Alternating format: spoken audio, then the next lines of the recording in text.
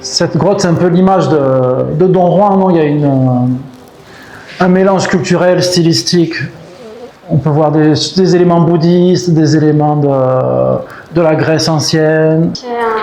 Cette grotte, on peut dire que c'est un témoignage que les civilisations différentes se mélangent ici. Oh, c'est génial. La grotte 285 a été aménagée vers l'an 538. C'est la plus ancienne des grottes datées de Mogara.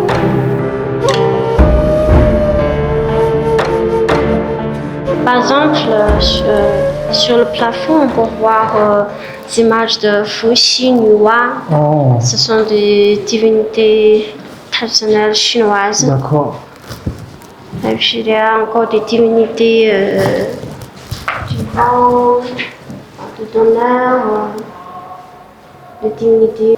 Plus intéressant de voir encore le dieu du soleil et de la lune, de la culture de la Grèce. C'est incroyable. Donc, ils ont voulu documenter toutes les cultures du monde qu'ils connaissaient. C'était une preuve d'une grande ouverture d'esprit. Ils étaient assez ouverts.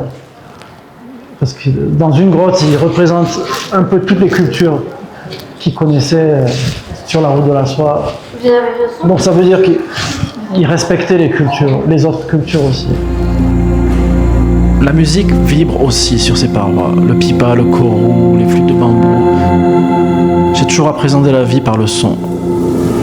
Ici, il y a 1000 ans, c'est par la musique qu'on touchait le sacré. Ces instruments peints ne sont pas de simples ornements. Ils étaient les paysages sonores de Don Juan d'Antofra. Je croyais jusqu'alors que Don Juan était une œuvre exclusivement chinoise. À ma grande surprise, la civilisation européenne y avait déjà frayé son chemin, il y a plus d'un millénaire. C'est preuve d'une ouverture d'esprit déjà. Si c'est une société fermée d'esprit et non ouverte aux autres cultures, ils ne représenteraient jamais les autres cultures, les autres dieux dans leur propre temple. Je trouve ça magnifique et très touchant. Don Juan ne repousse aucune civilisation et laisse toutes les cultures s'y rencontrer.